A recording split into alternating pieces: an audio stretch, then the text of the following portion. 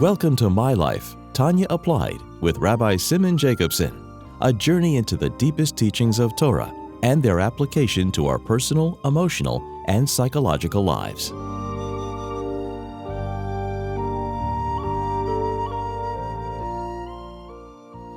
A good tavach, a good week. We continue our journey in the life-changing Sefer HaTanya.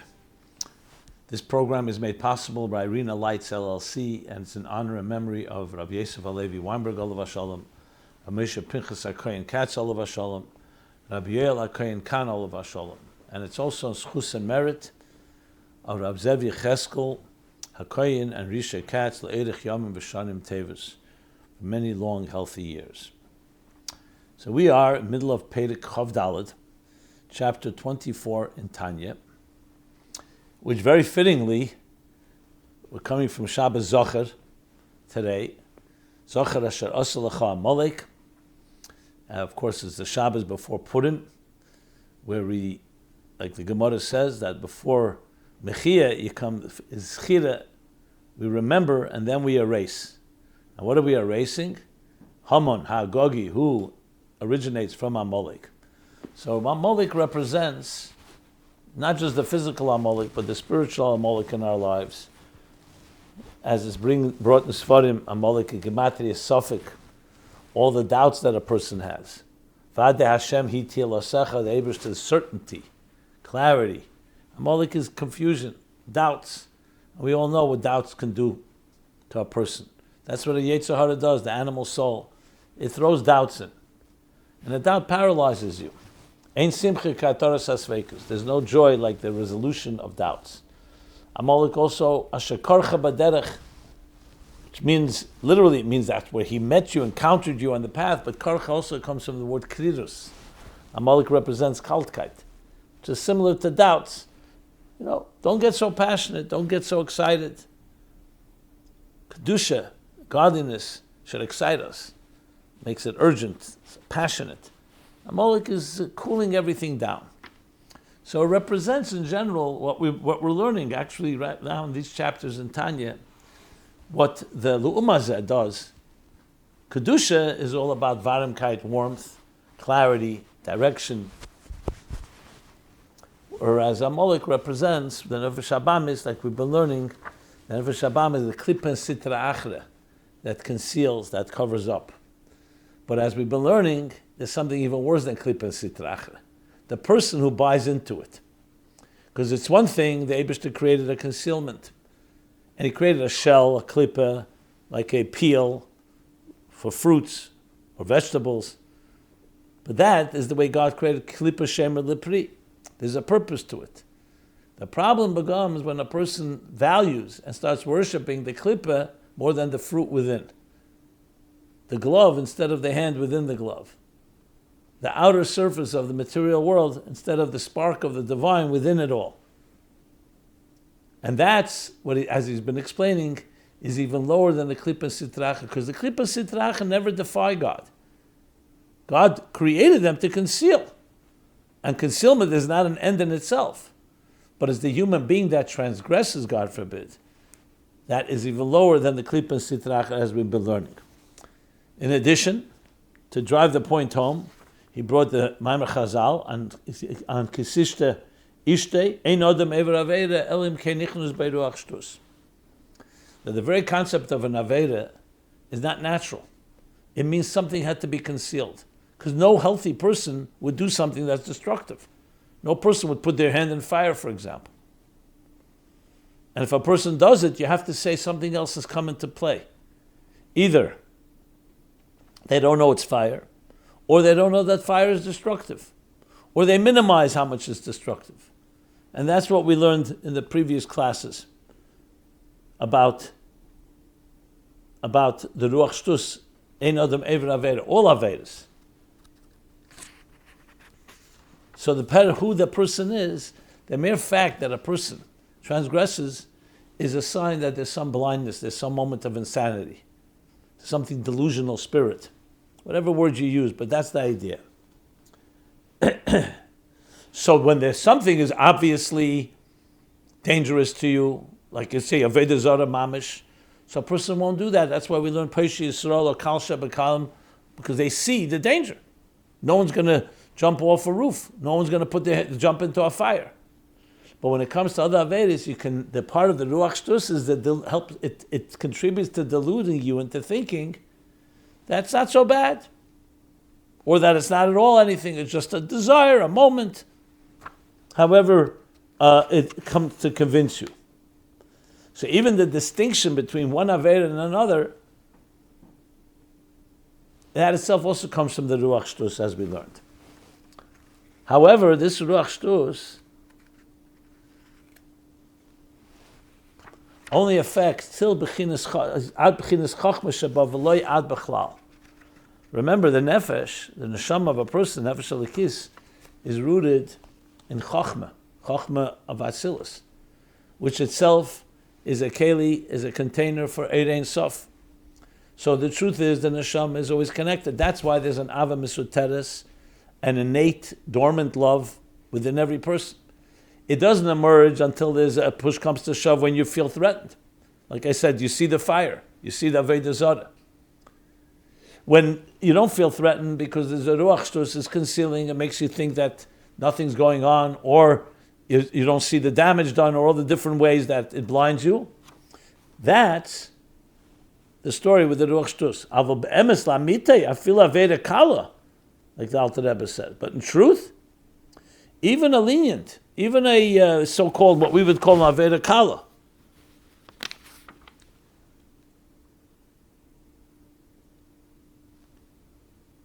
a minor transgression, so even that is Eiver al Rotzna Elyon Baruch Hu. You're transgressing and violating the divine will. And thereby it detaches the person completely from God's unified and seamless oneness and unity. Yeser mesitra achra, the klippa, like we said, and he concludes where he began. Even more than the klippa and sitra achra, like we learned, because there hanikra lekim achein v'aveda zara mamish, which are called other gods and literal idolatry. V'yeser mekol advarim hanishpoim memenu be'elam hazeh, and worse than,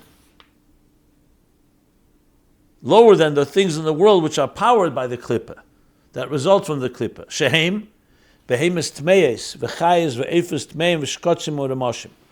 The non-kosher cattle and wild animals, and non-kosher birds, insects and reptiles.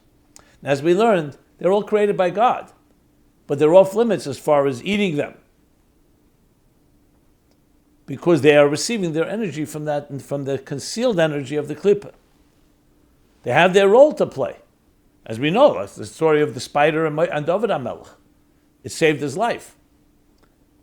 So they are part of God's plan, and they play a critical role in creation.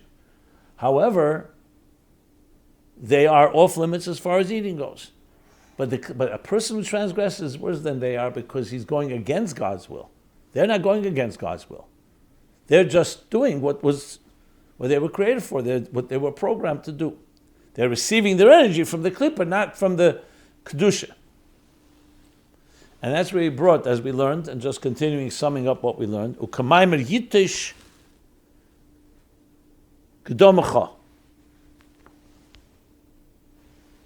that even an insect, mosquito, preceded you, says the Gemara in Sanhedrin, Lamed Ches Aleph. There it comes to explain to us why the human being was created last.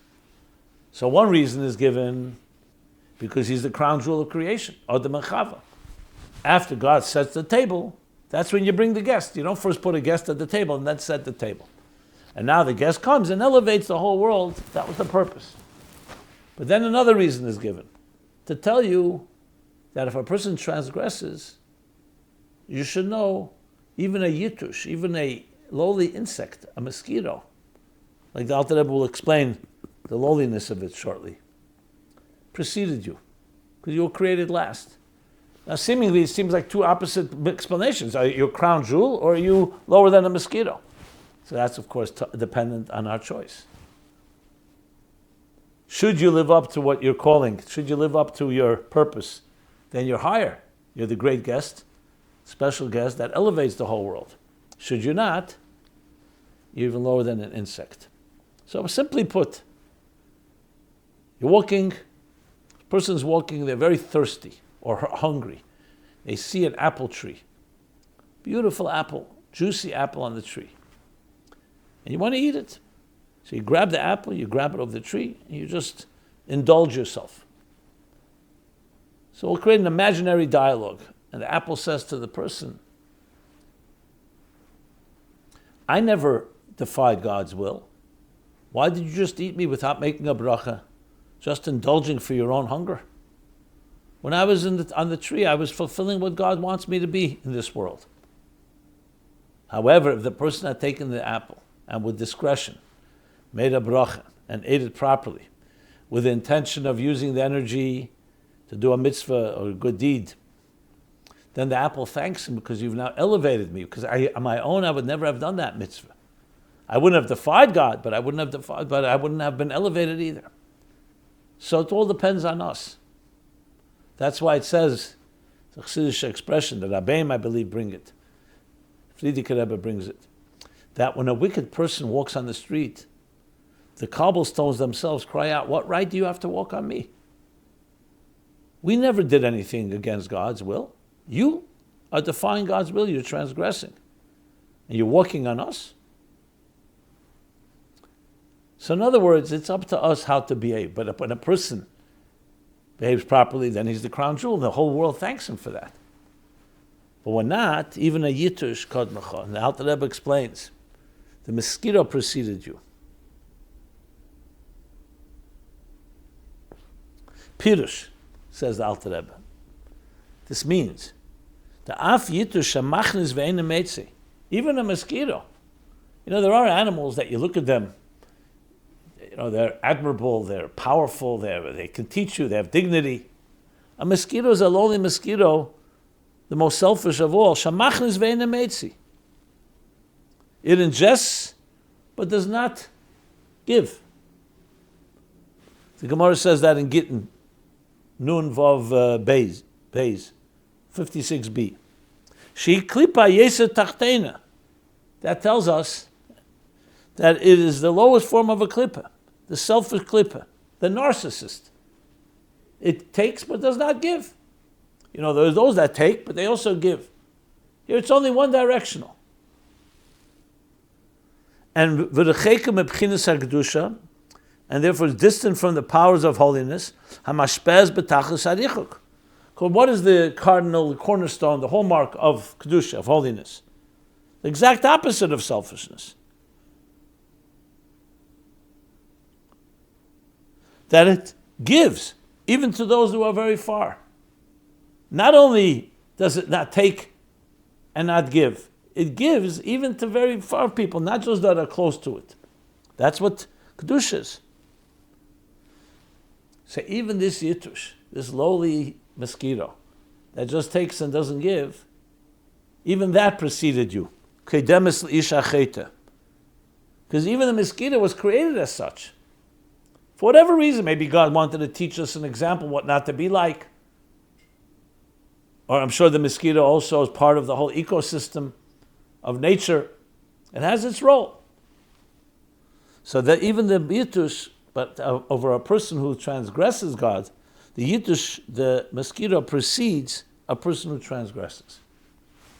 So here again, you see how the Alter Rebbe takes a situation.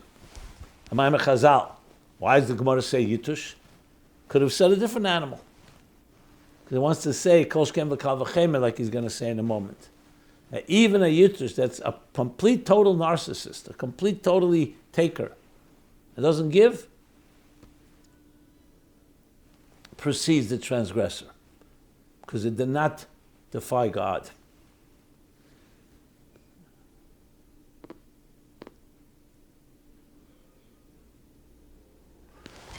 And he continues in explaining this.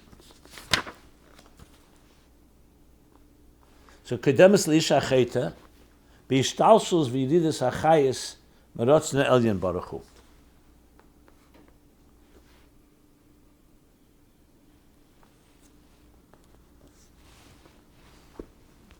Because obviously,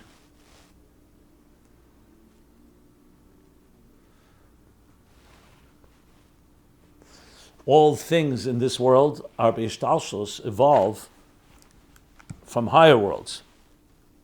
So as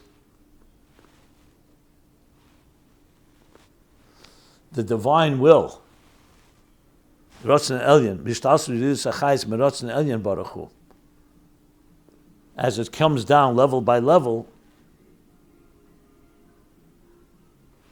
So in that context, both the mosquito came down level by level, but the transgressor comes down even lower because he's defying God's will. So ultimately we're saying here, Yitush Kadmacha is that's just to precede you, it also precedes you in the divine energy, because divine energy is still going into the mosquito. The transgressor is cutting himself off by going against what God wants. Okay.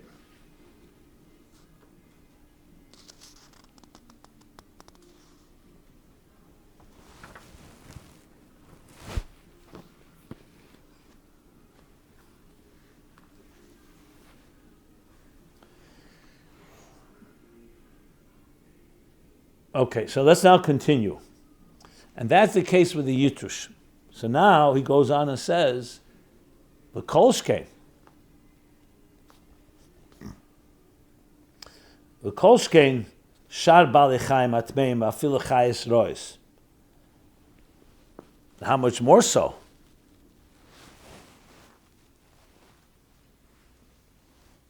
Other non-kosher members of the animal kingdom, Vafilu Chayis Rois. And even the ferocious animals, like the predators.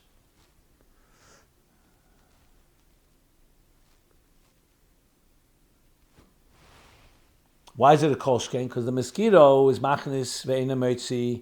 It's only taking and not giving. The other animals each also contribute. They also give. Shekulam eina meshanim tafkidom upkudasi yizbarach Shamra Rucham. Since none of the animals, a very powerful line, deviate from their divinely allotted role, from their function, and His providence, God's providence, watches over their spirit.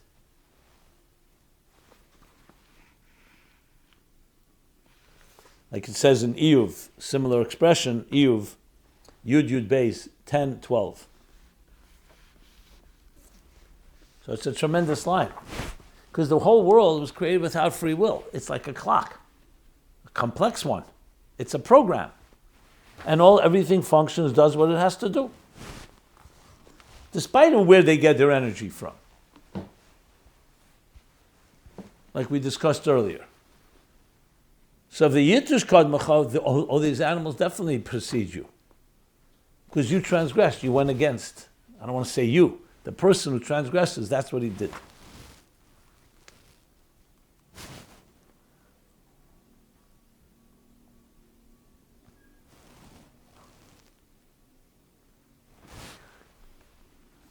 Which is a very, if you think about it, an awesome statement. Now the Alter Rebbe is not coming to make people feel bad. That's not the goal. On the contrary, coming to show us the magnitude of what we're capable of. Like I said before, the crown jewel. When the crown jewel of creation, who is given free will and given the ability to elevate the world, does not do so, and furthermore transgresses, Alter Rebbe just explained the gravity of what's happening here. Not only you're not fulfilling what you should be doing, you're degrading yourself and the world around you. And that's worse than anything in existence, because nothing in existence has the power to do that. So if you think about it, it's really about the great responsibility. It's like imagine someone sends you on a mission that's going to change or save the world. And instead of doing that, you start distracting yourself or you get busy with other things. So not only you're not saving the world, you're actually hurting the world, destroying it. So it's like crying out to you, the Alter Rebbe is saying. You were put there to elevate. And look what you're doing. No one can do that but you. Because you can elevate, you can also go the other direction. So that's how we have to look at the message that he's saying here.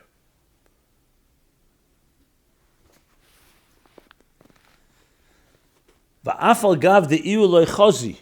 And the Alter Rebbe, this third one is again, Bavarns. So even though you could say, 1 second, does the animal know? Doesn't matter whether the animal knows that it's fulfilling God's plan. The bottom line is it is. It's just like, does a computer program know that it's fulfilling the programmer's plan? It doesn't have to be conscious and aware. That's what it is. And that's what he brings, even though they did not see. So the Gemara in Megillah talks about that. So even though the animals may not be conscious of God's providence that guides their every move, but nevertheless, their spirit is aware. Ukamesha Kosov, and he continues, like it says in the pasuk. Pasuk is in Noach, in Tes Beis in Bereshis, Pashas Noach. Umeirachem. Let me just. Umeirachem v'chitchem yi kol chayes haaretz. What does that mean? It means that the fear and dread of you, of the person, will fall on all the wild animals of the earth. So what do we derive from this? So Chazal say, Ukapirish Razal, our sages explain, this is in Gemara in Shabbos, Kuf Nun Aleph Beis, that's 151b. Kapirish Razal, she'ein chayira meishelas ba'odam eli im ken nidme lo kebehema. So this is coming to drive the point home, even more so.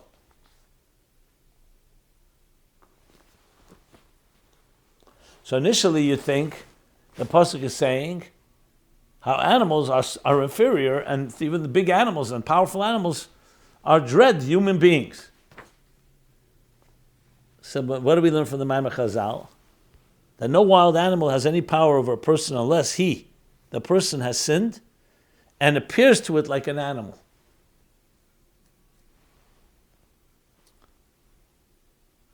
V'atzadikim, which of course explains why you see animals do attack a person. According to this pasuk, they should never attack a person. But that's only if they don't transgress. Because then the animal senses, at least subconsciously, that the person is superior to it and the person is going to elevate it, the crown jewel. But when a person sins, then that is not apparent to the animal. You don't see it, like he says, "V'atzadikim she'ein selam elikim mistalik mal pneihem." And tzadikim, the righteous, from whose face the divine image never departs. Kol chayis rois iskafin kameu. All wild animals are subdued in their presence. Kamesha Kosov, like we see, like it says, B'Zoyar, Gabe Daniel gave harayas. Like the Zohar tells us, the Zohar is in Chelik Aleph, Kuf Tzadik Aleph, 191a, concerning Daniel in the lion's den. He was in the lion's den, unprotected, and yet they didn't touch him because they saw tzaddik. They saw tzaddik. They saw the Tzelem Elikim. Even if they didn't see it, Mazlayu Chazit. And as a result, they wouldn't touch him because he was created by Hashem, Tzelem Elikim, the crown jewel. Everything was created by God, but a human being has that particular feature. However, someone whose Tzelem Elikim is concealed, because the Ruach Shtus, because whatever reason, through transgression, he's hidden. The divine image has hidden from him. Then an animal may attack him. because the animal doesn't see the Tzelem Elikim. So what do we derive from this? You mamish see this whole idea that we're talking about here. Number one, that a person is even lower than these animals. A person who transgresses, I should say. Because again, the animals never transgressed. They never defied God's will. V'im Cain, and the Alter Rebbe then concludes, and if so, when a person who sins and violates God's will, even through a minor transgression, at that time,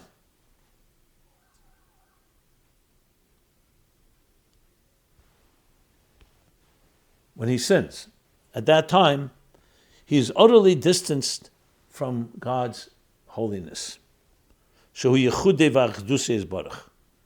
His seamless oneness and unity. Because the unity and oneness, all prevailing, shouldn't leave room for anything. Anything you do is destructive. It's like putting your hand in fire or jumping into fire. If a person transgresses, what's happening is, even if it's a small thing, small infraction, they are pushing away God and therefore concealing the divine presence, going against the Achdus of Hashem. And as such, they are the tachlis harichuk, the other distance. Yeser mekol balei chayim hatmeim v'shkotzim u'remoshim. More than all the impure animals, insects and reptiles, hamushpoim misitra acher v'klipa savei zara, which are powered by, energized by the sitra acher, the other side, and the clip of idolatry. So this is like awesome. But again, the focus here should not be how bad you are. The focus is how good you are, and that's why it can fall so far. Like we say, Kol hagodl mechaveri yitzrei godl mimenu. The greater the person, the greater the Yetzer Hara, because you have such power. The power, obviously, to elevate on such great levels, but also the power to destroy. And that's what makes it worse. So no one can destroy the world like a human being can. All the animals in the world, all the predators, because that's part of the balance of nature. All natural disasters. But a human being is a whole different story because of the power that we have. Okay, we'll stop here. On a happy note, we're coming to Purim. Purim is, of course, the elimination, eradication of all concealments. Amalek, Haman, both in that generation. That today too, there are the clippers that we have to deal with. Hashem should eradicate them quickly. So only be beautiful things, and we should march from the Gula of Purim into the Gula Amitis of Hashlema. A good Tavach, we're here every Shabbos Eastern Time, 10 p.m. TanyaApplied.com. This has been My Life, Tanya Applied with Rabbi Simon Jacobson. Please join us again next week. Visit ChasidusApplied.com for archived classes and more resources.